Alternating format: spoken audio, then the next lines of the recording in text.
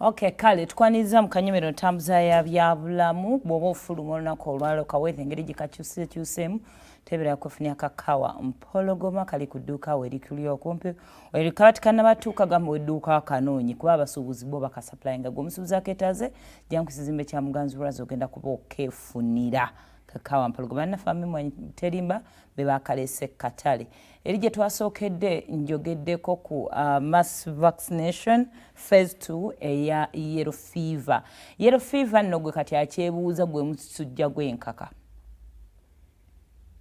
ogwabalumanga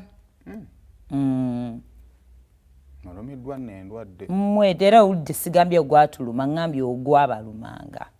pozi nali muneiba wamwe nga buli kinnuma okimanyi ne mufuuka amaaso ga yero ne musesema ebya yero ebiseera ebyokiraka NRM yali ezimaliza okujja mu gundi yali ejja mu buyinza gaawe maze okutusensera ng'etulimu ebali mu musaayi yakati mutono agezemu mixture gavumenti yegemye nnyo nekugwamu mu bantu kaakati abantu abatambuddeko bakimanyi era bakadama kati bali in sync of what we are speaking about bakimanyi totambula abategeera ekyabagemya waliwo ate ekyo kati ensonga it is a matter of kugamba nti akatabako koyina akayero nalabako amawulire nga waliwo olutalo ku booda y'e Kenya waliwo abakafera waliwo abakafera lwali lutalo between basuubuzi bana basala ku booda ati omuyaya agamba mpaayo ekyebiri akatabo obutabo ng'akamanyi saizi wekenkana nga kaprintinga but mubaamu stamps eziraga nti kati wafunye vaccine entuufu because abannayuganda abaddugavu okay sometimes it's not about us because just kiba kidde eri ababa bataasomesezza bantu tetwagala nnyo bintu ebyo byatukuba ddagala you have to sensitize abantu ne bategeera eddagala ogenda tukuba lyaki lyo liwonyaki but ebiseera ebisinga ebimu gavumenti yaffe yejja teekayo ekintu kibeereyo kiri gy'oli okunoonya information so that is the yellow book gye twogerako obulwadde tebagisaba ojja okoleko ku nsobi bwe buzibu sente zo zijja fiira bwerere so you rather have it bajja mu luzungu basobola ogiyita yellow fever yellow jack oba yellow plaque eno nno ng'ate yo viral infection ng'ovudde ku malaria owa bulijjo ye ali spread by a parasite guno omusujja gw'ensirigo guli spread by a virus era ng'eno ensiri yanjawulo bagiyita Aedes twasoma ku different types of mosquitoes mu ssomero Aedes aegypti mosquito yetambuza akalwadde kano ate aka malaria yo bagiyita Anopheles mosquito kyova olaba ye malaria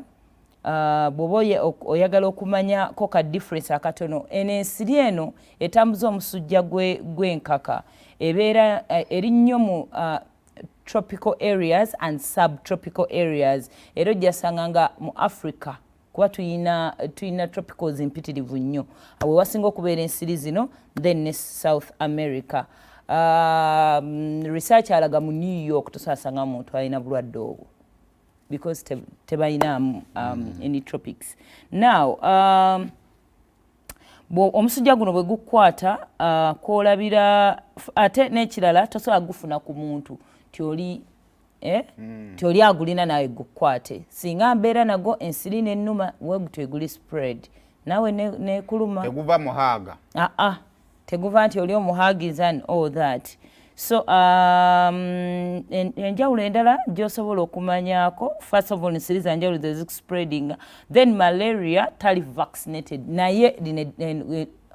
ono omusujja gw'enkaka gwe bagugema ne malaria tebamugema symptoms omanyi otya nti olina omusujja gw'enkaka ofuna omusujja fever chills n'owulira nga obulamu tebawula malaria na fever ffe tugabugaba omusujja gukuluma kakati nno oba mu busoga omusujja actually baguyisa musuuda what means senyiga surprisingly it means something different nkyerabidde bwerabizi but doesn't mean it yakigamba Same nno gye nasomera obusawo so kati nze bangamba nga nti musawo nina omusuuda I could not fever atinga sikitegera but it is not musujja naye nga ofuna omusujja ofuna omutwe headache ne muscle exercise and symptoms of ziraga nti n'omuntu omusujja gukuluma then ememo kusindukirira vomiting kati nga onolaba obulwadde bonna signs and symptoms byolabyako nti omuntu mulwadde obubonero buvaringa olumu obulwadde nga bwakwakwata n'obulwadde nga bweyongeddeyo so osobola otandika nga obulwadde bwakatandika n'olya nga ememo kusindukirira to an extent of vomiting then okutuuka vomitinga omusaayi awo nga tutuuse ku extreme amaaso gasobola otandika nga ga red eyes ne face nebeera ng'emyukirira most especially mu ba infants abaana abato n'olulimi kati bwebiragira ddala nti kati wootuuse embeera ekyuse bikyusa color to yellow eyes to yellow skin n'olulimi olwa yellow ne gum anything that can change color bikyuka n'ofuuka wa yellow then decreased urination you get dehydrated irregular heartbeats omutima gukubira kumu bwe kyeyongerayo nnyo ng'omuntu ogenda ddala nno munnange kuba good resulting into death osobola otandika obleedinga in different holes of the body notandika obleedinga then it affects the liver at the end of the day it can result into death bwobanga teweefuddeeko so nga bwe nkugambye research alaga nti abantu mu nsi yonna naddala mu areas engambye Africa ne South America abantu 200,000 people were getting infected buli mwaka ate era nga muno mu resultingamu abantu 30,000 okuba nga bafa obulwadde buno most especially in Africa so tebuyina cure tewali eddagala bajja bamanaginga signs and symptoms kakati kyobala nga kyabuvunaanyizibwa okugemesebwa tugende batugeme teriyo no kintu kitiisanga bulwadde butaliiko ddagala fena ekituzaamu amaanyi at the end of the day gamba bwendwala you know so okugema kuno kugenda kutandikira ku mwana wa mwaka gumu paka myaka 6 abantu ababalese emyaka gyejo tetulinaga mulumya kayiso sekirungi ekyo tubaleke naye nga kale abaana bwe baba nga ku ssomero abasawo bazze mubaleke babageme kanga kidde government okwongera okusensitizing the need mayibiseera bisinga Bannayuganda balina history about immunization naddala ey'ekikungo so naye ate era tekikusigaza mabega baagi bagambye ebuyiko eyo nali ngenze kati yandibadde ebyalo ennyo ebya mukono kuba baagisala ku mukono bikyali byalo so ojasanga nga green akyali mungi so naye kakati okusensitizinga abantu abo ababaka ba parliament tuyite mu bakulembeze abantu bakitegeere tubasomese basobole okujja bagemebwe kyobala nga kirina serious nti amanga agasinga gabitwala serious akiro lwaki mukubuuza nti bagisaba wano entebe tebagisaba naye ate eri hosting country anti kati entebe yo not coming in bo bazirina naye bw'oba ofuluma gwamanyi kati wootuuka eri ku oba kati gamba ogenda Nairobi bagamba yellow card yeriwa so kyabuvunaanyizibwa if other countries take it serious tugeza obulwadde gye buli serious nze ekintiisa ng'era bwe nkugambye obulwadde bagamba tebuliiko ddagala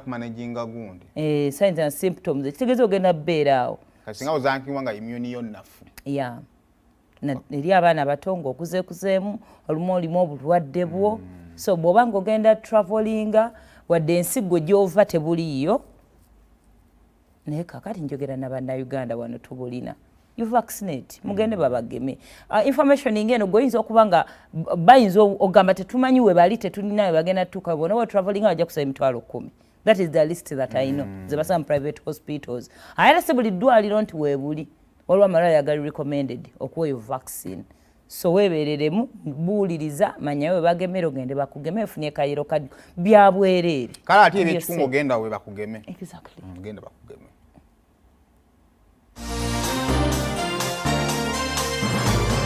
kati eno y'entambuza y'obulamu bwo mu bintu eby'enjawulo wano mu pulogulaamu Sumulula.